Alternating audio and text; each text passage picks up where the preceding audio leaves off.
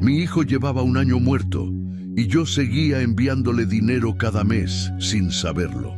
El sol de mediodía aplastaba el techo de lámina con un calor que casi dolía. Yo estaba sentado a la mesa del comedor frente a mis dos hijos mayores. El ventilador giraba despacio como si también tuviera miedo de hacer ruido. Raúl tenía los brazos cruzados y miraba hacia la ventana. Bruno fijaba los ojos en el mantel con flores desgastadas, el mismo que Elena había comprado hacía 20 años. Ninguno de los dos me miraba a la cara. Yo tenía el teléfono sobre la mesa, la última conversación con Mateo abierta en la pantalla. Papá, necesito dinero para los útiles. Ya sabes cómo está todo aquí. El mensaje tenía fecha de hacía 3 semanas. Esos mensajes llegaron después. Alguien los escribió en su nombre. Durante 10 años le envié dinero a mi hijo, sin saber que llevaba un año muerto. Raúl carraspeó. Bruno se movió en la silla. Nadie habló. Puse el teléfono boca abajo sobre la mesa, despacio, con una calma que yo mismo no entendía de dónde venía. Pero lo peor no fue la muerte de Mateo. Lo peor fue descubrir quién había estado cobrando ese dinero todo ese tiempo. Pero para entender cómo llegamos hasta ese día, tienes que escuchar todo desde el principio. Antes de continuar, suscríbete al canal y dime en los comentarios desde dónde nos estás escuchando. Mi nombre es Miguel Velázquez y tengo 70 años. Llegué a México un martes por la mañana, después de casi 4 años sin pisar esta tierra. El autobús me dejó en la central a las 6:40, cuando todavía había una franja anaranjada en el horizonte y el frío de la madrugada aún no se había ido del todo. Cargué mi maleta yo solo, como siempre. Tomé un taxi que olía a pino artificial y gasolina vieja, y le di la dirección que tenía grabada en la memoria desde hacía décadas. El trayecto duró 22 minutos. Los conté. Había estado contando días, semanas y meses desde que me fui a los Estados Unidos la primera vez, hace ya más de 30 años. Uno aprende a contar cuando vive lejos. Los días que faltan para llamar, los días que faltan para mandar el dinero, los días que faltan para volver, siempre contando, siempre esperando, siempre diciéndose a sí mismo que el sacrificio tiene sentido. Cuando el taxi dobló la última esquina y vi la fachada de la casa, algo en mi pecho se apretó. No era emoción, exactamente. Era algo más parecido al miedo. La fachada estaba igual que la recordaba, pero con más grietas. La pintura azul que Elena había elegido con tanta ilusión hacía años se había vuelto gris, descascarada en las orillas de las ventanas. El jardín pequeño del frente, donde Mateo solía sentarse a hacer la tarea, estaba seco. La maceta que mi esposa había llenado de geranios rojos estaba vacía, llena de tierra endurecida y una hierba rala que nadie había arrancado. Pagué al taxista y me quedé un momento en la banqueta. Silencio. Eso fue lo primero que noté. Un silencio que no encajaba con una casa donde vivían 3 personas. Ni música, ni televisión, ni voces. Nada. Solo el ruido lejano de un perro y el zumbido de los cables de luz sobre la calle. La casa ya no se sentía habitada, solo ocupada. Toqué el portón 2 veces. Tardaron en abrir. Fue Raúl quien abrió la puerta. Me miró un segundo, como si no me esperara del todo, aunque yo había avisado con una semana de anticipación. Tenía el mismo bigote de siempre, pero más canoso, los ojos hundidos, con unas ojeras que no recordaba. Vestía una camisa de cuadros arrugada y traía una taza de café en la mano. «Papá», dijo, y me dio un abrazo breve, el tipo de abrazo que se da por obligación. «Raúl», respondí, y entré. La sala estaba oscura, las cortinas cerradas. Olía a encierro, a ropa sin lavar, a algo agrio que no supe identificar. Bruno estaba sentado en el sillón con el teléfono en la mano. Cuando me vio, se levantó rápido y me dio otro abrazo igual de corto, igual de frío. «Papá, qué bueno que llegaste bien». Puse la maleta junto a la pared y miré alrededor. La sala tenía ese aspecto de los lugares que nadie cuida, no porque no tengan con qué, sino porque nadie quiere molestarse. Había platos sucios sobre la mesita de centro, una bolsa de papas vacía en el piso, el televisor apagado, lleno de polvo en la pantalla. Me senté en la silla que siempre había sido mía. ¿Y Mateo?, pregunté. Se miraron entre ellos antes de responder, como si ya hubieran ensayado esa conversación. Raúl llevó la taza a los labios y tomó un sorbo sin prisa. Bruno volvió a mirar el teléfono. Ninguno de los dos me miraba. ¿Dónde está Mateo?, repetí, esta vez más despacio. Raúl dejó la taza sobre la mesa con un golpe suave. Se limpió el bigote con el dorso de la mano y entonces me miró, por fin, con una expresión que yo no había visto en él antes. No era tristeza. Era algo más parecido a la incomodidad de alguien que va a decir algo que lleva mucho tiempo callando. «Papá, Mateo ya no está», dijo. Yo no moví un músculo. «¿Cómo que ya no está?», dije. «¿Qué pasó?». Raúl exhaló despacio. «Se enfermó», dijo primero con la voz plana. «Algo del corazón. Nunca supimos explicarlo bien exactamente qué fue». Bruno se levantó del sillón y caminó hacia la ventana. Le vi el perfil tenso, los hombros encogidos, como si quisiera hacerse más pequeño. «¿Cuándo?», pregunté. «Hace un año», dijo Raúl. «¿Por qué no me avisaron?». «Siéntese, papá», dijo Raúl. «Ya estoy sentado. Díganme qué le pasó a mi hijo». El ventilador giró una vuelta más. Afuera, el perro volvió a ladrar. Yo sentí como el calor de la habitación me caía sobre la nuca como una losa. Raúl abrió la boca. Y lo que dijo después fue lo que me hizo sentir que algo estaba muy, muy mal. Hay palabras que el oído escucha, pero que el cerebro se niega a procesar, como si el cuerpo supiera que recibirlas de golpe podría romper algo que ya no tiene reparación. Cuando le pregunté con más detalle, Raúl cambió la versión. Ya no fue una enfermedad del corazón, ahora fue un accidente, una moto, que iba a la escuela, que no hubo nada que hacer. Lo dijo con una voz plana, casi sin inflexión, como quien informa el precio de algo en un mercado. No lo entendí al principio. Mi cabeza no lo aceptaba. Escuché esa contradicción desde el primer momento. La enfermedad primero, el accidente después. Pero en ese instante, el dolor era más grande que la sospecha. Uno no quiere creer que sus hijos mienten sobre algo así. Uno prefiere pensar que es el nerviosismo, que es el dolor, que las palabras se confunden cuando el corazón está roto. Un año, repetí. Sí, Mateo murió hace un año. Sí, papá. Hice una pausa larga. Respiré por la nariz, despacio. El olor agrio de la habitación me llenó los pulmones. ¿Por qué no me dijeron nada? Raúl cambió de postura en la silla. Se rascó la nuca. Queríamos decírtelo en persona. Sabíamos que estabas trabajando, que no podías venir de inmediato, y no quisimos darte esa noticia por teléfono. No nos pareció correcto. La explicación sonó ensayada, como algo que se repite frente al espejo varias veces antes de decirlo. Bruno giró la cabeza levemente, pero no llegó a mirarme. Yo pensé en Mateo. Traté de recordar la última vez que escuché su voz de verdad, no por mensaje, sino su voz real.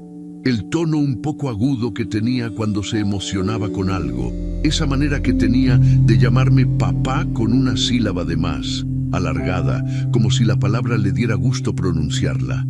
No pude recordarlo con claridad, y eso me golpeó más que cualquier otra cosa. Luego vino Elena. No en persona, claro. Elena llevaba 12 años muerta, pero en ese momento, sentado en esa sala que olía a abandono, la vi con una nitidez que me asustó. La vi en la cocina, con el delantal verde que usaba siempre los domingos, revolviendo una olla de frijoles y cantando en voz baja, algo que yo nunca identifiqué bien. Vi a Mateo de niño, de unos 5 o 6 años, enredado en sus piernas mientras ella cocinaba, riendo por alguna razón que solo ellos dos entendían. Elena siempre dijo que Mateo era diferente, más sensible, que había que cuidarlo más. Tú vas a estar lejos, Miguel. Prométeme que vas a estar pendiente de él aunque estés lejos. Le prometí. Cerré los ojos un segundo y los abrí. ¿Dónde está enterrado?, pregunté. En el Panteón Municipal, respondió Raúl. Parcela 4, junto a donde está mamá. Junto a Elena, mi hijo de 15 años, enterrado junto a su madre, y yo sin saberlo durante un año entero. Lo enterraron de forma sencilla, sin muchos trámites, como si quisieran cerrar todo sin hacer preguntas. Me levanté de la silla sin decir nada. Caminé hacia el cuarto donde dormía cuando visitaba, el cuarto del fondo, el más pequeño. Me senté en la orilla de la cama. El colchón crujió igual que siempre. Saqué el teléfono del bolsillo del pantalón. No sé bien por qué lo hice. Supongo que uno busca evidencia cuando algo no encaja. Abrí la aplicación de mensajes y busqué la conversación con Mateo. La última vez que yo había mandado dinero fue hacía 3 semanas. $120, con una nota corta. Para lo que necesites, hijo, llámame cuando puedas. La respuesta había llegado al día siguiente. Gracias, papá. Aquí andamos. Te quiero. Me quedé mirando esas palabras durante un tiempo que no supe medir. Esos mensajes llegaron después. Alguien los escribió en su nombre, pero en ese momento yo todavía estaba tratando de entenderlo. Todavía estaba procesando que mi hijo llevaba un año bajo tierra mientras yo le mandaba mensajes al vacío. Scrolleé hacia arriba. Mensajes de los últimos meses, todos con el mismo patrón. Yo mandando dinero, yo preguntando cómo estaba, yo contando algún detalle de mi semana en los Estados Unidos para que no se sintiera tan lejos. Y del otro lado, respuestas cortas, siempre en texto, siempre con alguna razón para no llamar. Estoy en clases, papá. No hay señal aquí. Mañana te marco, se me hace tarde. Mañana, siempre mañana. Nada encajaba del todo. Y eso fue lo que me obligó a seguir preguntando. Cerré la aplicación. Me quedé con el teléfono en la mano, mirando el techo de yeso con una mancha de humedad en la esquina que tampoco era nueva. Si Mateo murió hace un año, si Mateo murió hace un año y yo seguí recibiendo respuestas, si Mateo murió hace un año y yo seguí mandando dinero, entonces alguien había estado respondiendo esos mensajes. Alguien había estado fingiendo ser mi hijo durante 12 meses y ese alguien estaba en la sala de mi propia casa. Si mi hijo estaba muerto, entonces alguien me estaba mintiendo desde hacía mucho tiempo. Hay un tipo de soledad que no se parece a ninguna otra. No es la soledad del que está solo en una habitación. Es la soledad del que está rodeado de gente todo el día, que trabaja codo a codo con otros hombres, que escucha voces y ruidos y motores desde que amanece hasta que anochece. Y aún así, cuando llega la noche y se sienta en la orilla de su catre, siente que hay un silencio adentro que nada llena. Esa fue mi vida durante más de 30 años en los Estados Unidos. Me fui la primera vez siendo joven, con las manos callosas y una dirección escrita en un papel doblado que un primo me había mandado desde Carolina del Norte. Llegué sin hablar inglés, sin conocer a nadie, con $200 en el calcetín y la certeza de que el sacrificio tenía un propósito, que cada dólar que ganara tenía un destino, que el esfuerzo era temporal. El esfuerzo nunca fue temporal. Trabajé en construcción los primeros años, cargando bloques, mezclando concreto, subiendo andamios con el sol cayendo directo sobre la espalda. Después aprendí a manejar maquinaria pesada y eso mejoró un poco las cosas, no mucho, pero lo suficiente para mandar más dinero a casa con más regularidad. Elena estuvo al frente de todo mientras yo no estaba. Crió a Raúl y a Bruno casi sola, con lo que yo mandaba y con lo que ella podía juntar lavando ropa ajena. Elena era 12 años menor que yo. Siempre dijo que Mateo era el hijo que habíamos tardado tanto en tener, porque la vida primero tenía que prepararnos para recibirlo. Cuando Mateo nació, yo estaba en Carolina del Norte sabiendo la noticia por teléfono, con una moneda de 25 centavos en una caseta pública en la esquina de una gasolinera. Escuché el llanto de Mateo por primera vez a través de esa línea con estática. Lo conocí en persona 3 meses después, cuando pude juntar para el boleto de autobús. Desde entonces, mi relación con él fue eso: distancia, teléfono, dinero y visitas contadas. Pero lo amaba con una intensidad que yo mismo no sabía bien cómo expresar. Quizás por eso mandaba dinero con tanta constancia. Quizás porque era la única forma que conocía de decirle que seguía pensando en él, aunque estuviera lejos. Después de que Elena murió, las cosas cambiaron. Mateo tenía 3 años cuando ella se fue. Un derrame cerebral rápido, sin aviso. Yo llegué 2 días después del entierro, porque no hubo forma de llegar antes. Me quedé un mes, reacomodé las cosas como pude, le pedí a Raúl, que ya tenía 26 años, que se hiciera cargo de la casa y del niño. Le empecé a mandar más dinero para que pudieran cubrir todo. Raúl aceptó sin protestar.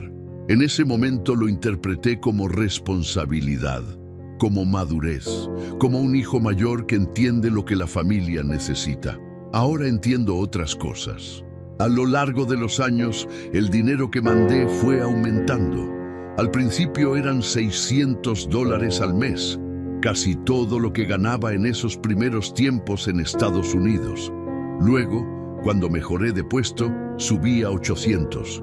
Cuando Mateo entró a la secundaria, Raúl me decía que los gastos habían aumentado: útiles, uniformes, cuotas, transporte, y yo llegué a mandar hasta $1,200 mensuales sin cuestionar nada. Siempre me pedían el dinero en fechas distintas. Nunca fue algo fijo, siempre había una razón nueva, una urgencia diferente, y yo mandaba porque era mi hijo y porque confié. Durante 10 años estuve enviando dinero, sin saber que el último año ya no era para mi hijo. $1,200 al mes, durante casi 10 años, con algunos meses de menos y otros de más. $144,000. Ganados a base de madrugones, de rodillas dañadas, de una espalda que ya no dobla igual que antes, de inviernos en los que el frío entraba por las paredes del cuarto rentado, donde vivía con otros 3 hombres para ahorrar en renta. Y lo peor es que yo también fallé, porque preferí creer en lo que me decían. Hubo mensajes que no tenían sentido, pero yo preferí no cuestionar. Hubo silencios que no encajaban, respuestas que llegaban demasiado rápido o demasiado tarde, palabras que sonaban un poco fuera de lugar, pero me dije a mí mismo que era la distancia, que era el tiempo, que era lo normal de un muchacho que crece lejos de su padre. Cada vez hablábamos menos, siempre había una excusa para no llamar, para no verse aunque fuera por pantalla, y yo terminé aceptando eso, porque necesitaba aceptarlo para seguir adelante. Pero, revisando los mensajes esa tarde, tirado en la cama del cuarto del fondo con el teléfono sobre el pecho, empecé a ver algo que antes no había querido ver. El tono de los mensajes había cambiado. No de golpe, gradualmente. Como cuando el agua de un río va cambiando de color y uno no lo nota porque lo ve todos los días. Pero si compara el agua de hoy con la de hace un año, la diferencia es clara. Los mensajes de cuando Mateo tenía 12, 13 años eran distintos, más largos, más desordenados, con faltas de ortografía y emojis y preguntas sobre cosas sin importancia. Si yo había visto alguna película, si hacía frío allá, si era verdad que en los Estados Unidos los perros vivían adentro de las casas. Los mensajes de los últimos años eran distintos, cortos, precisos, siempre con una necesidad, siempre con una urgencia, siempre terminando en una cantidad de dinero. Y yo mandaba, porque era mi hijo, porque lo prometí, porque Elena me lo pidió antes de irse. Pero mientras más recordaba, mientras más leía y releía esa conversación que creí que era con Mateo, más me daba cuenta de que algo nunca encajó. Hay mentiras que funcionan precisamente porque uno no quiere descubrirlas. Me quedé en ese cuarto hasta que oscureció afuera. No salí a cenar. No respondí cuando Raúl tocó la puerta para decirme que había comida. Me quedé con el teléfono en la mano, leyendo hacia atrás en el tiempo, buscando el momento exacto donde algo se había roto sin que yo lo notara. Encontré el patrón alrededor de la medianoche. No fue un hallazgo dramático. No fue una sola frase que lo delatara todo de golpe. Fue la acumulación, la suma de pequeñas cosas que por separado parecían normales, pero juntas formaban una figura que yo no quería reconocer: las excusas. Eso fue lo primero que saltó a la vista cuando empecé a leer con otros ojos. No puedo hablar ahorita, papá. Estoy en clases. Se me fue el saldo, mándame para recargar. No hay señal aquí. Mejor escríbeme. Estoy en casa de un amigo. Mañana te llamo. Se descompuso el teléfono. Este es uno prestado. Tengo exámenes esta semana, después hablamos. Cada vez hablábamos menos. Siempre había una excusa para no hacer llamadas. Y cuando yo insistía en al menos verlo por videollamada, siempre había una razón para que tampoco fuera posible. La cámara descompuesta, la señal muy mala, la batería por acabarse. Siempre había una excusa para no hacer videollamadas. Y yo terminé aceptándolo, porque el cansancio de pelear contra la distancia es un cansancio muy específico que solo entiende quien lo ha vivido. Pero ahora, leyendo todo seguido, el patrón era imposible de ignorar. Retrocedí hasta 1 año y 4 meses atrás. Busqué los últimos mensajes donde el tono todavía se sentía diferente, más auténtico, menos calculado. Los últimos donde yo reconocía algo del muchacho que había conocido en sus visitas, esa forma de escribir a tropezones, con errores y sin estructura. Los encontré. Y luego, exactamente 1 año y 1 mes atrás, los mensajes cambiaron. No el contenido, no del todo, pero algo en la forma. Las palabras eran más cuidadas de repente, sin faltas de ortografía, sin digresiones. Directas al punto, siempre terminando en una petición de dinero o en una respuesta corta a lo que yo había preguntado. Estoy bien, todo normal aquí. Gracias, papá. Te quiero. 2 palabras, 3 palabras, 4 palabras como máximo, nada más. Yo le había preguntado en uno de esos mensajes si había pasado algo, si estaba enfermo, si tenía algún problema. La respuesta había sido: no, papá, solo estoy cansado. El año escolar está pesado. Le creí. Hacía aproximadamente 14 meses, yo había intentado llamar directamente. El teléfono timbró varias veces y no contestó nadie. Intenté de nuevo al día siguiente. Nada. Al tercer día me llegó un mensaje. Papá, se me dañó el micrófono del teléfono, no puedo contestar llamadas. Escríbeme mejor por aquí. Y yo escribí. Seguí escribiendo. Seguí mandando dinero. Seguí creyendo. Ahora, acostado en la oscuridad de ese cuarto, con el teléfono iluminando el techo, entendí que ese mensaje sobre el micrófono descompuesto había sido el último candado. El momento donde quien fuera que estaba del otro lado se aseguró de que yo nunca pudiera escuchar una voz que delatara la mentira, porque una voz lo habría delatado todo. Raúl tiene 38 años, Bruno tiene 33.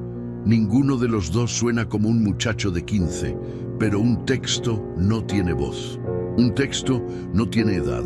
Un texto es solo palabras en una pantalla, y las palabras se pueden copiar, se pueden imitar, se pueden fabricar. Pensé en cuántas veces le había escrito cosas íntimas a ese teléfono creyendo que le hablaba a mi hijo. Le conté cuando me lastimé la rodilla y tuve que faltar al trabajo 3 días.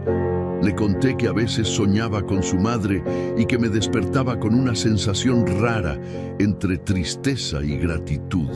Le pregunté si había una muchacha que le gustara, con toda la torpeza de un padre que no sabe bien cómo hablar de esas cosas, pero intenta de todas formas. Le dije en más de una ocasión que lo quería, que estaba orgulloso de él, que todo el esfuerzo que yo hacía era por él.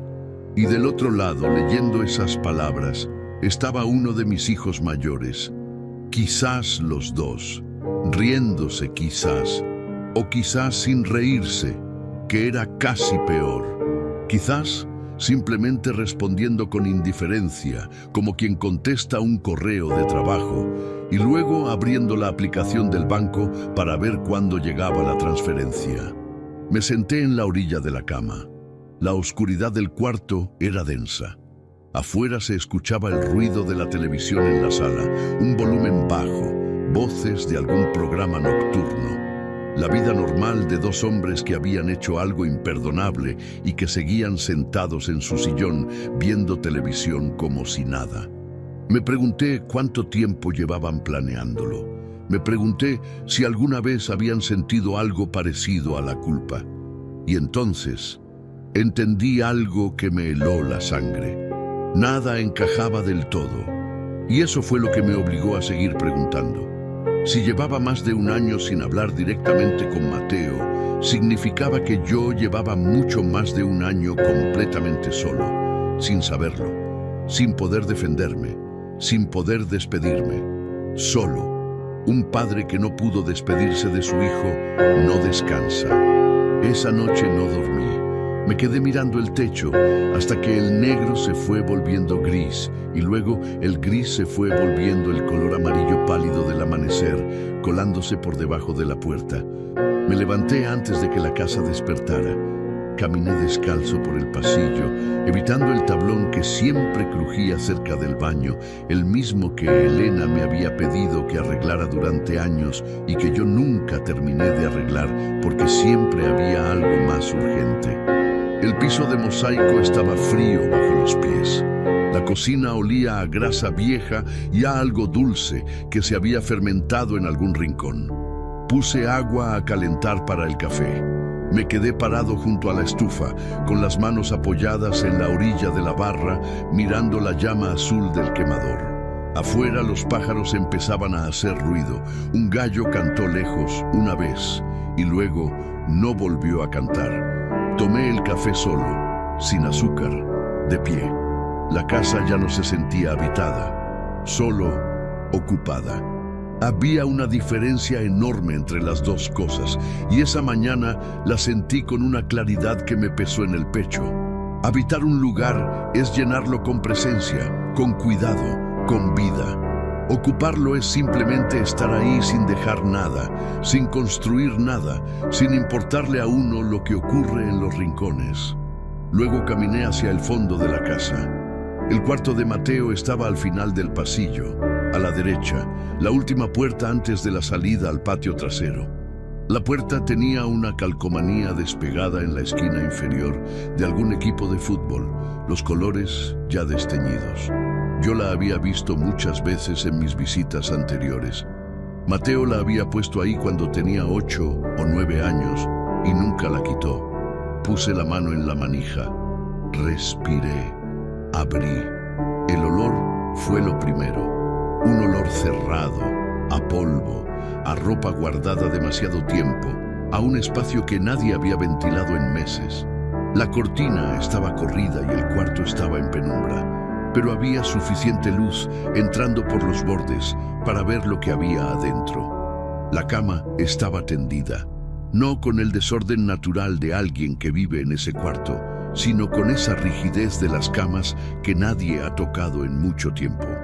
La cobija verde oscuro, la misma que yo le había mandado comprar hacía 3 años, porque él dijo que tenía frío en las noches, estaba extendida perfectamente, con las esquinas dobladas como en una fotografía.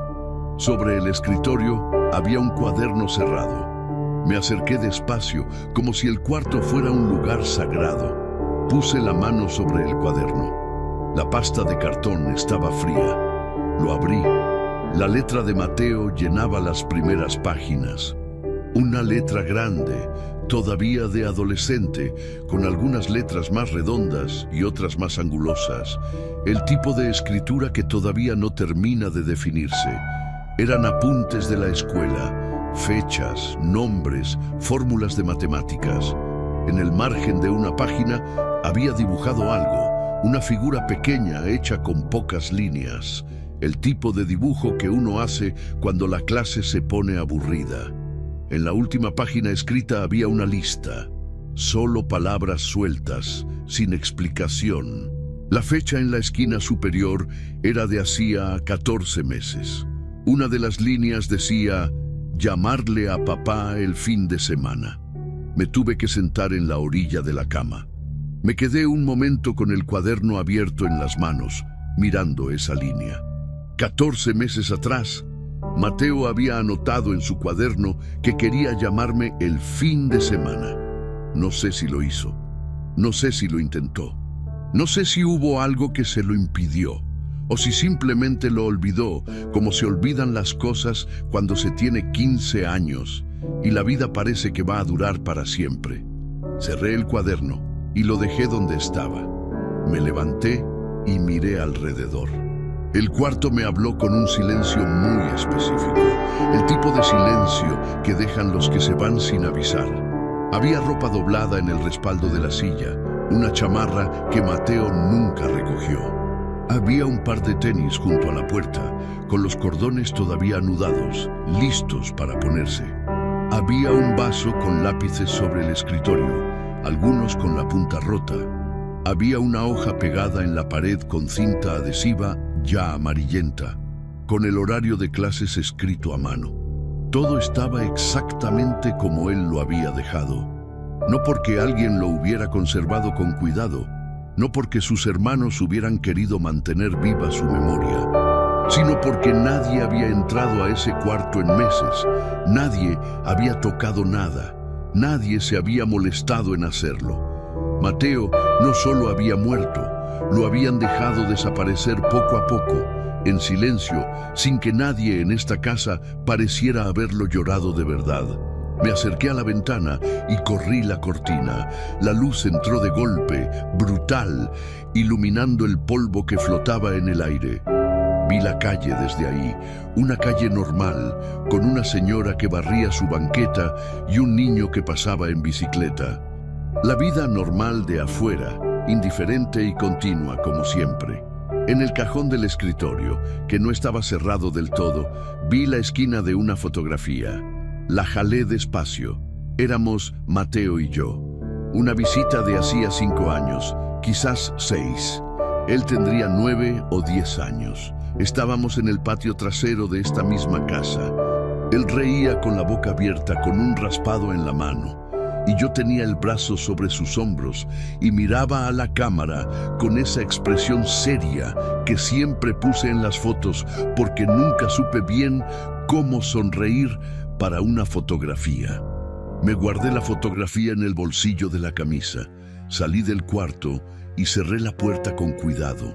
En el pasillo, Raúl estaba parado junto a su cuarto, con cara de recién levantado, mirándome con una expresión que quiso parecer neutral y no lo logró.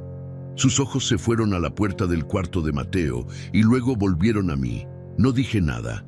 Caminé de regreso hacia la cocina y mientras caminaba con la fotografía apretada contra el pecho desde afuera de la camisa, sentí algo que no había sentido en toda la noche anterior. No era tristeza, no era desesperación. Era una claridad fría y quieta que se acomodó en el centro de mi pecho como una piedra. Y esa piedra me dijo que era momento de empezar a hacer preguntas. Hay una diferencia entre un hombre que miente porque tiene miedo y un hombre que miente porque decidió hacerlo. El primero tiembla, el segundo sonríe. Lo que yo no sabía todavía era cuál de mis 2 hijos era cuál. El desayuno fue una actuación. Raúl puso tortillas a calentar y Bruno sacó unos huevos del refrigerador como si fuera un día cualquiera.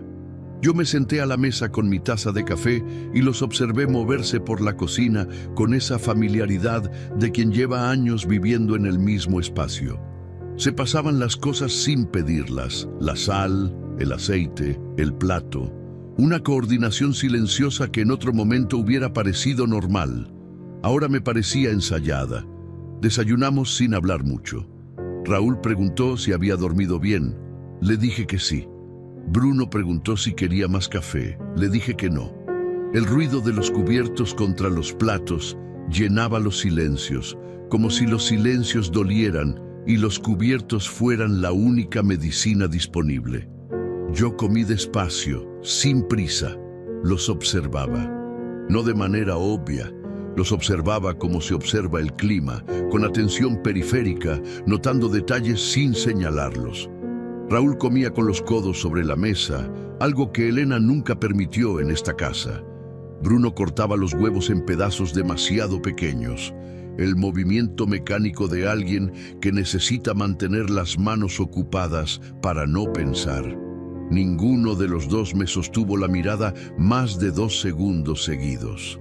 La culpa tiene una forma muy específica de vivir en los ojos de las personas. Terminé mi café y puse la taza sobre la mesa. Quiero saber cómo fue, dije. Raúl levantó la cabeza despacio. ¿Cómo fue qué? Lo de Mateo. Ayer me dijiste que fue del corazón. Antes de que yo dijera nada, ya habías cambiado la historia a un accidente de moto. Raúl parpadeó. Me confundí. Estaba nervioso. ¿Qué escuela? La secundaria técnica, la que está sobre la avenida principal. ¿A qué hora? En la mañana, como a las 7:30. ¿Quién lo llevaba en la moto? Nadie. Era una moto de un amigo. La estaba aprendiendo a manejar. ¿Qué amigo? Un muchacho del barrio. No recuerdo bien el nombre. Miré a Bruno. ¿Tú recuerdas el nombre? Bruno negó con la cabeza sin levantar los ojos del plato. ¿Y el reporte? ¿Los papeles? Raúl exhaló por la nariz. Papá, ya pasó un año. Esos papeles deben estar en alguna caja no sé dónde. Cada respuesta llegaba un segundo tarde. El tiempo suficiente para que la mente buscara qué era lo más conveniente decir, en lugar de simplemente recordar lo que había pasado. Me recargué en el respaldo de la silla. ¿Cuándo lo enterraron?, pregunté. A los 3 días, dijo Raúl. ¿Hubo misa? Sí. ¿Quién fue? La familia, algunos vecinos, gente que lo conocía de la escuela. Fue la señora del portón verde, la que vivía frente a donde vivía su madre. Pregunté. Era una vecina de toda la vida. Me lo había mencionado una prima en una llamada hacía 2 años, cuando me avisó que la señora había fallecido. De esas noticias que llegan sin que uno las pida, solo para recordarte lo que el tiempo se va llevando. Raúl asintió sin dudar. Sí, creo que sí fue. Esa señora murió hace 2 años, Raúl, dije en voz baja. El silencio que vino fue de otro tipo. No el silencio incómodo del desayuno, sino el silencio de alguien que acaba de pisar un terreno que no sabía que estaba ahí. Bruno levantó los ojos por primera vez en toda la mañana.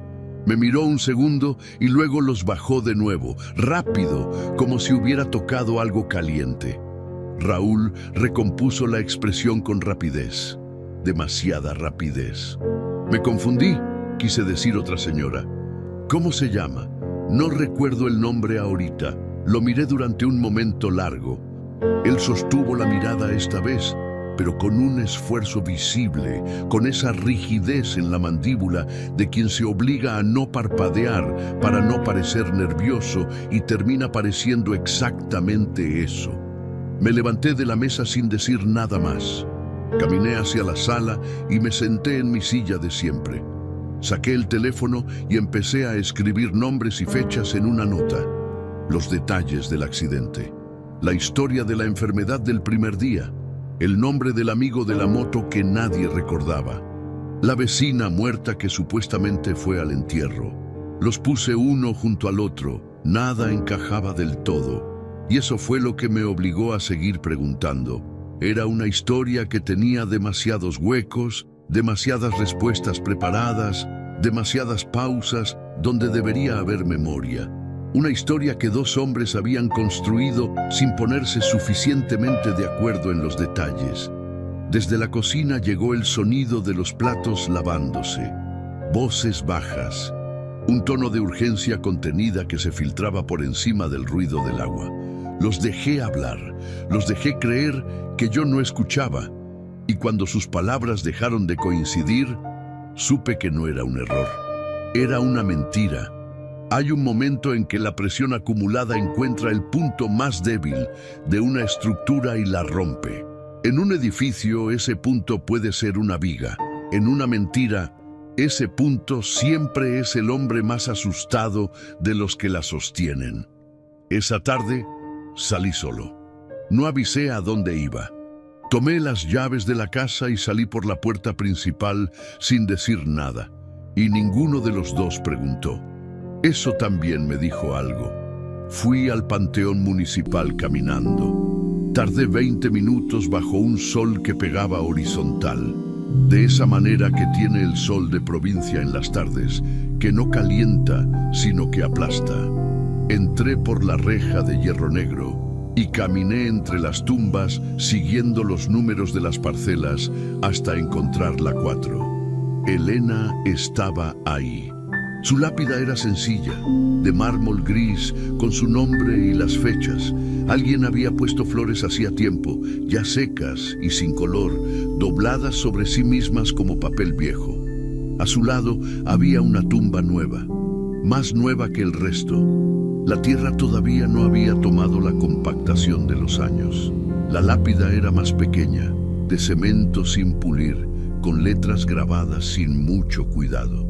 Mateo Velázquez, descansa en paz, sin fechas. Lo enterraron de forma sencilla, sin muchos trámites, como si quisieran cerrar todo, sin hacer preguntas.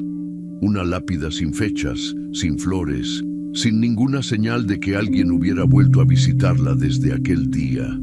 Me quedé parado frente a ella durante un tiempo que no me di. No lloré, no porque no quisiera, sino porque el dolor que sentía en ese momento no tenía salida por los ojos.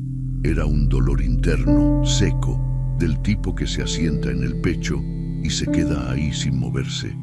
Le hablé en voz baja. No voy a repetir lo que le dije. Hay cosas que pertenecen solo al espacio entre un padre y su hijo, aunque ese hijo ya no pueda escuchar. Cuando volví a la casa era casi de noche. Raúl y Bruno estaban en la sala. La televisión estaba apagada esta vez. Los dos sentados, con esa postura de quien lleva un rato esperando que llegue algo que no quiere que llegue. Me senté frente a ellos. Nadie habló por un momento. Fui yo quien empezó. Estuve en el panteón, dije. Raúl asintió despacio. La lápida de Mateo no tiene fechas, dije. Fue lo que alcanzó en ese momento. Después se iba a completar. Llevan un año y no se ha completado. El tiempo se va, papá. Uno se descuida. Lo miré directamente. Raúl, llevo 2 días aquí. Llevo 2 días haciendo preguntas y escuchando respuestas que no cuadran. Ayer me dijiste corazón, hoy moto. La señora que dijiste que fue al entierro lleva 2 años muerta. No recuerdas el nombre del amigo de la moto. La lápida no tiene fechas. Raúl cruzó los brazos. Papá, fue hace 1 año. La gente no recuerda cada detalle. Yo recuerdo cada detalle del entierro de su madre, dije. Y han pasado 12 años. El silencio que siguió fue distinto a los anteriores, más denso, con un peso específico que se podía sentir en el aire de la habitación. Bruno se movió en la silla. No fue un movimiento grande, solo un ajuste de postura, el tipo de movimiento que hace el cuerpo cuando la incomodidad ya no cabe adentro y necesita salir por algún lado.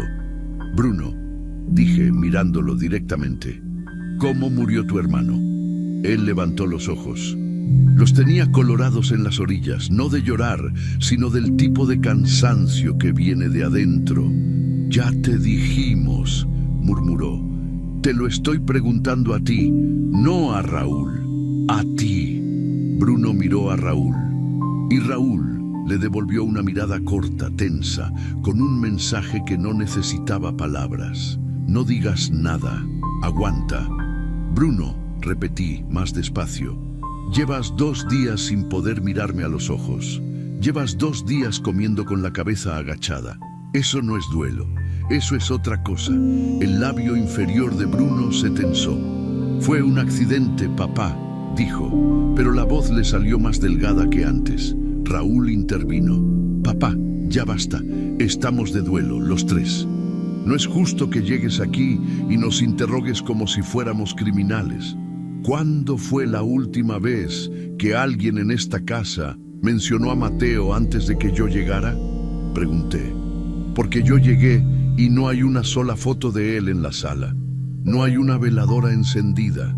Solo hay una puerta cerrada al final del pasillo y una lápida sin fechas. La mandíbula de Raúl se endureció.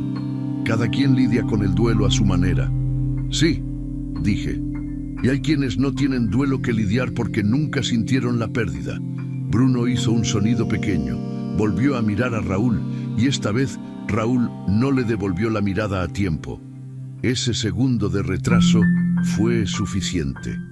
Bruno bajó la cabeza. Seguimos respondiendo los mensajes, dijo en voz tan baja que casi no lo escuché. Raúl se levantó de golpe. Bruno, cállate. ¿Qué dijiste? Le pregunté a Bruno, ignorando a Raúl completamente. Que seguimos respondiendo los mensajes, repitió con la voz rota. Cuando Mateo murió, Raúl dijo que si te avisábamos ibas a dejar de mandar dinero, que la casa lo necesitaba, que solo iba a ser un tiempo corto mientras encontrábamos otra forma. El cuarto se quedó completamente quieto. Raúl estaba parado en el centro de la sala, con el rostro transformado en algo que no supe definir. No era arrepentimiento. Era la expresión de alguien que acaba de ver caerse la estructura que había construido con tanto cuidado. Yo no levanté la voz, no moví un músculo. ¿Cuánto tiempo?, pregunté. Desde el principio, dijo Bruno. Desde que murió. 1 año entero respondiéndome como si fueran mi hijo. 1 año entero cobrando el dinero que yo mandaba creyendo que le llegaba a Mateo. Pero lo que dijeron después fue lo que terminó de destruir todo. Hay confesiones que liberan al que las hace. Y hay confesiones que solo terminan de hundir al que las escucha. Esta fue del segundo tipo. Me quedé sentado. Raúl seguía de pie en el centro de la sala, con los brazos ahora a los costados. Bruno tenía los ojos en el piso. El ventilador seguía girando. Afuera un coche pasó despacio con la música a todo volumen y luego el silencio volvió, más pesado que antes. Sigan, dije. Raúl no habló. Raúl, siéntate y sigan. Algo en mi tono lo hizo obedecer. Se sentó en el borde del sillón con esa rigidez del hombre que no quiere estar donde está pero no encuentra la salida. ¿Cómo lo hicieron?, pregunté. Bruno fue quien respondió. Raúl miraba hacia otro lado con la mandíbula apretada, dejando que su hermano menor cargara con el peso de las palabras. Cuando Mateo murió, empezó Bruno, lo primero que pensamos fue en avisarte. Yo quería avisarte. Pero Raúl dijo que si te avisábamos, ibas a cortar el dinero de inmediato y que la casa tenía deudas, que había cuentas que pagar, que necesitábamos tiempo para acomodarnos. ¿Qué deudas?, pregunté. Raúl había pedido unos préstamos para un negocio que no funcionó. Debía bastante dinero a unas personas que no eran precisamente pacientes. Miré a Raúl. ¿Cuánto? Raúl no respondió. ¿Cuánto, Raúl? Cerca de 80,000 pesos, dijo al fin. Pero eso ya está saldado. Saldado con mi dinero, dije. No era una pregunta. Él no respondió. Eso fue suficiente. ¿Y el teléfono? ¿Quién respondía a los mensajes? Los dos, dijo Bruno. Al principio más Raúl, luego yo también. Teníamos el teléfono de Mateo. Sabíamos cómo escribía, más o menos. Pensé en todos esos mensajes, en los te quiero, papá, que yo había leído con una emoción genuina, guardando algunos en una carpeta especial del teléfono para releerlos en las noches difíciles. Pensé en cuántas veces había sonreído, leyendo una respuesta que creía que era de mi hijo, sin saber que era uno de sus hermanos tecleando con indiferencia antes de regresar a ver la televisión. ¿Cuándo cambiaron la configuración para que no entraran llamadas? Raúl lo hizo, dijo Bruno. Dijo que era más seguro así. ¿Más seguro para quién? Nadie respondió. Les envié dinero todos los meses. Casi todo lo que ganaba trabajando en Estados Unidos. Siempre me pedían el dinero en fechas distintas, nunca fue algo fijo, siempre había una urgencia nueva. Y yo mandaba porque era mi hijo y porque confié. ¿A dónde fue ese dinero?, pregunté. Los últimos 12 meses. Los $1,200 mensuales. A la casa, dijo Raúl al fin. Los gastos, la comida, los servicios. ¿Cuánto es la comida y los servicios de esta casa?, dije mirando alrededor. La sala descuidada, el refrigerador semivacío, las paredes sin pintar, el jardín seco. Porque lo que veo aquí no vale $1,200 al mes. Raúl no respondió. Bruno habló en voz muy baja. Raúl compró una camioneta. Una camioneta, repetí. La tiene estacionada en casa de un conocido, dijo Bruno. También pagó unas deudas de juego y otras cosas. ¿Qué otras cosas? Raúl intentó cambiar de tema. Papá, lo importante es que... No, dije. Sigan. Bruno continuó. También hubo una mujer, una señora con la que Raúl estuvo un tiempo. Le pagaba el departamento, los viajes, cosas así. Hice el cálculo en silencio. 12 meses a $1,200. Y antes de eso, años de dinero que supuestamente llegaba a mi hijo y que yo nunca verifiqué con suficiente cuidado porque confié. Porque era mi familia. Porque el dinero que mandaba tenía nombre y apellido, y ese nombre era Mateo. Y si el patrón de los mensajes había cambiado 14 meses atrás, la suplantación había empezado incluso antes de que él muriera. Antes de que Mateo muriera, dije despacio. Los últimos 2 meses, ¿él pedía el dinero o lo pedían ustedes? El silencio fue la respuesta más clara que podían haberme dado. Bruno cerró los ojos. Raúl seguía de espaldas. No habían empezado a suplantar a Mateo después de su muerte. Lo habían empezado antes. Habían tomado control del teléfono, de los mensajes, de la comunicación entre mi hijo y yo, mientras Mateo todavía vivía. ¿Mateo sabía?, pregunté. La pregunta más difícil de todas. Bruno negó con la cabeza. No, dijo. Él no sabía nada. Le decíamos que tú mandabas menos porque el trabajo estaba difícil. Él te quería, papá. Preguntaba por ti. Quería llamarte. Llamarle a papá el fin de semana. La línea del cuaderno. Mi hijo de 15 años que quería llamarme y al que sus propios hermanos mantenían alejado de mí para seguir cobrando el dinero sin que yo escuchara su voz. $150,000, calculé. Quizás más. Ganados durante décadas con el cuerpo, con el frío, con la soledad. No fue un error desesperado. No fue una decisión tomada en un momento de crisis. Fue una elección consciente, fría, sostenida durante años, alimentada por la codicia y protegida por la distancia. Y en ese momento entendí que no solo había perdido a mi hijo. Hay una forma de dolor que va más allá de la rabia. Cuando uno cruza ese umbral, ya no grita, ya no llora. Se vuelve quieto de una manera que asusta más que cualquier grito. Esa noche no dormí. Me quedé en el cuarto del fondo mirando el techo hasta que el negro se hizo gris y el gris se hizo el color amarillo pálido del amanecer. Cuando la casa todavía estaba en silencio, me levanté, me vestí y salí sin hacer ruido. Tenía cosas que verificar antes de decir lo que iba a decir. Fui al hospital del centro cuando abrieron admisiones. Nadie quería darme respuestas claras. Tuve que insistir varias veces. Expliqué que era el padre, que quería saber sobre el ingreso de mi hijo. La persona en ventanilla me pidió esperar. Luego llegó alguien más. Hice varias preguntas y poco a poco fui entendiendo lo que había pasado. En el hospital sí había un registro básico con el nombre de Mateo, pero nadie dio seguimiento como debía. Sin firma de familiar responsable, sin causa documentada con claridad, sin nada que indicara que alguien hubiera reclamado el caso como correspondía. El tipo de registro que queda cuando alguien llega ya sin posibilidad de ayuda y nadie se hace cargo de lo que sigue. Eso me dijo más que cualquier otra cosa. Luego fui a las oficinas del Ministerio Público. De nuevo, nadie quería darme respuestas directas al principio. Tuve que esperar, explicar, insistir. El funcionario revisó. No había reporte de accidente de tránsito vinculado a ese nombre en las fechas que me dieron. Lo que sí había era un registro de defunción archivado de manera apresurada, sin causa completamente documentada. Archivado como quien cierra una carpeta que no quiere que nadie vuelva a abrir. Regresé a la casa pasado el mediodía. Raúl y Bruno estaban en la sala. Me senté frente a ellos, la misma silla, el mismo ventilador girando, el mismo olor a encierro.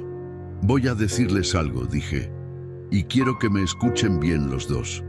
Raúl levantó la cabeza. Bruno me miró. Yo sabía que algo no cuadraba desde antes de llegar, dije. No todo, no los detalles, no la magnitud, pero sabía que algo estaba mal. Raúl frunció el ceño. ¿Qué quieres decir? Quiero decir que no llegué a esta casa sin haber pensado. Llevo décadas trabajando entre hombres que mienten para sobrevivir. Uno aprende a leer las señales aunque no quiera verlas. Los mensajes cambiaron hace más de un año. El tono, la frecuencia, la forma. Lo noté. Me dije a mí mismo que era la adolescencia. Pero lo noté. También noté que nadie mencionó a Mateo cuando llegué. Dos hombres que supuestamente viven con su hermano menor y ninguno lo menciona al recibirme. Solo tensión y silencio. Raúl descruzó los brazos. Papá, no he terminado, dije. Se calló. Cuando me dijeron que había muerto, lo primero que hice no fue llorar. Lo primero fue pensar, porque la forma en que me lo dijeron no tenía el peso de algo que duele todavía. Tenía el peso de algo que ya se había ensayado. Me levanté de la silla despacio, caminé hacia el centro de la sala y me detuve frente a los dos. Esta mañana fui al hospital. Hay un registro básico del nombre de Mateo, pero sin seguimiento, sin familiar responsable, sin nada como debe ser. Fui también al Ministerio Público. No hay reporte de accidente de tránsito vinculado a ese nombre en las fechas que me dieron. Lo que hay es un registro de defunción archivado con prisa y sin causa clara. La mandíbula de Raúl se endureció. Puede ser que el expediente esté incompleto. Raúl, lo interrumpí con una voz muy baja. Ya basta. Él cerró la boca. Me volví hacia Bruno. ¿Cómo murió realmente Mateo? Bruno tenía las manos entrelazadas entre las rodillas. Al principio intentaron cambiar de tema. Raúl dijo que yo estaba exagerando, que el dolor me estaba nublando el juicio, que debía descansar. Bruno miró al piso sin decir nada, pero yo no me moví. No levanté la voz. Simplemente los miré, uno y después el otro, con una calma que creo que los asustó más que cualquier grito. Y al final, Bruno habló. Fue un accidente, dijo, y esta vez la voz le temblaba de verdad. No de moto, se cayó. Estábamos en el patio de atrás. Habían tomado unos amigos de Raúl. Estaba oscuro. Mateo se cayó y se golpeó la cabeza. Raúl dijo que si llamábamos al médico iba a saber preguntas, que tenía antecedentes de una pelea anterior, que era mejor resolverlo entre nosotros. La habitación se volvió muy pequeña. ¿Cuánto tardaron en llevarlo al médico?, pregunté. Bruno no respondió. ¿Cuánto tardaron, Bruno? No lo llevamos a tiempo, susurró. Para cuando lo llevaron, ya no había nada que hacer. No hicieron lo suficiente para salvarlo. Esas palabras. Raúl dio un paso adelante. Fue un accidente, papá. No fue intencional. El muchacho se resbaló, nadie lo empujó, pero cuando vimos que estaba muy mal, teníamos miedo, y entonces esperaron, dije. Nadie confirmó, nadie negó. La imagen de Mateo llegó sola. Mi hijo de 15 años en el patio de atrás de su propia casa, en la oscuridad, rodeado de adultos que tuvieron miedo de las consecuencias y tomaron la decisión más cobarde que existe. Mientras yo estaba del otro lado de la frontera mandando dinero cada mes, creyendo que el sacrificio servía de algo. Me quedé parado en el centro de la sala durante un momento largo. Luego caminé hacia Raúl. Me detuve a menos de 1 metro de él. «Tú tomaste esa decisión», dije. Él no respondió. Todo lo que vino después fue para cubrir esa decisión. Nada.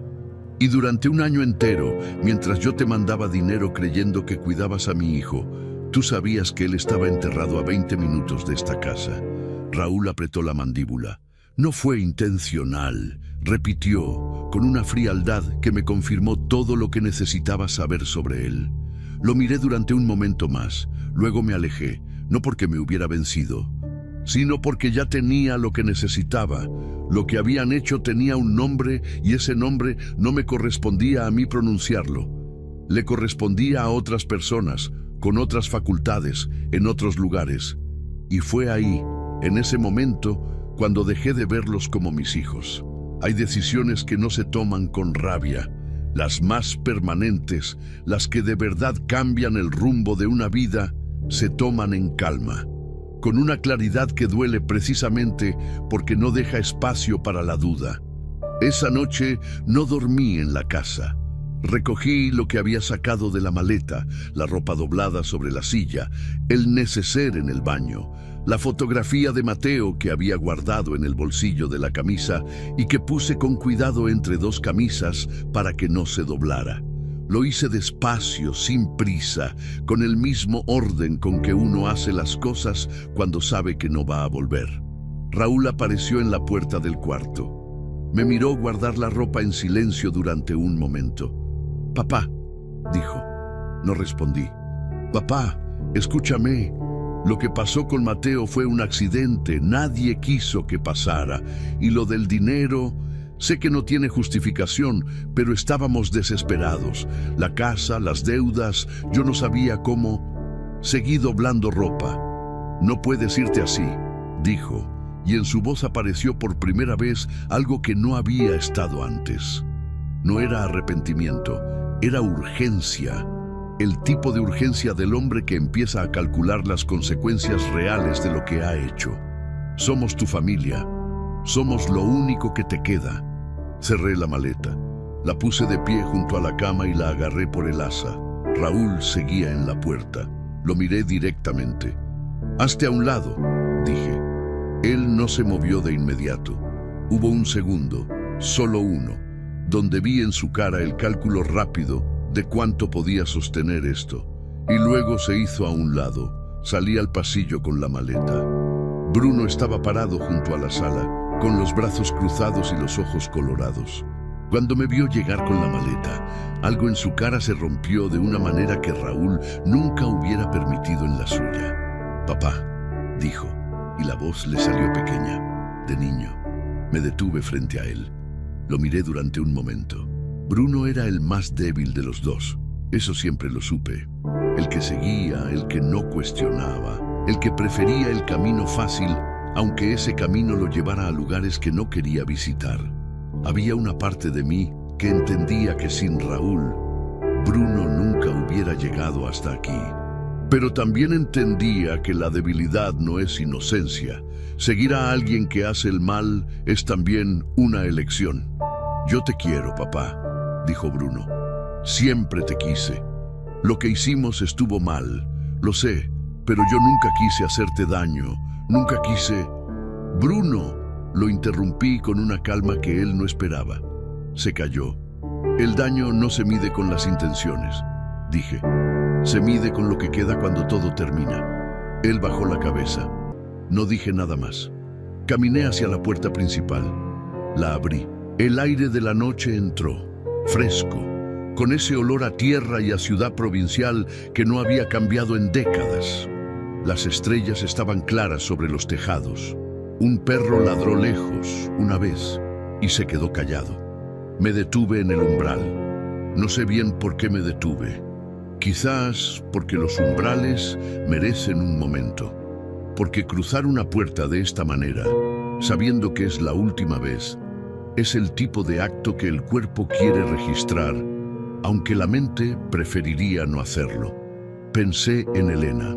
La vi como siempre la veía en los momentos difíciles, en la cocina, con el delantal verde, revolviendo algo en la estufa. Me pregunté qué hubiera dicho si hubiera vivido para ver esto. Si hubiera dicho que perdonara, que la familia es lo más sagrado, que los hijos siempre son los hijos sin importar lo que hagan. Pero Elena también fue la que me dijo, una noche antes de que yo me fuera la primera vez, que el amor sin respeto no es amor. Que uno puede querer a alguien y aún así entender que ese alguien no puede estar en tu vida. Las palabras seguían siendo verdad. Pensé en Mateo, en el cuaderno con su letra de adolescente, en la fotografía del raspado y la risa abierta, en la línea que anotó sin saber que yo algún día la iba a leer, llamarle a papá el fin de semana. No lo llamó porque algo se lo impidió, porque dos hombres que debían haberlo cuidado decidieron que era más conveniente mantener la distancia entre nosotros. Y yo nunca pude despedirme. Eso era lo que más pesaba, no el dinero, aunque el dinero era una herida enorme, no el engaño, aunque el engaño era una traición que no tenía nombre suficientemente grande. Lo que más pesaba era eso, la despedida que no existió. El abrazo que nunca di porque yo estaba del otro lado de una frontera creyendo que había tiempo. Siempre creemos que hay tiempo. Salí. Caminé por la banqueta con la maleta rodando detrás de mí sobre el concreto irregular. El ruido de las rueditas golpeando las grietas del pavimento fue el único sonido durante media cuadra.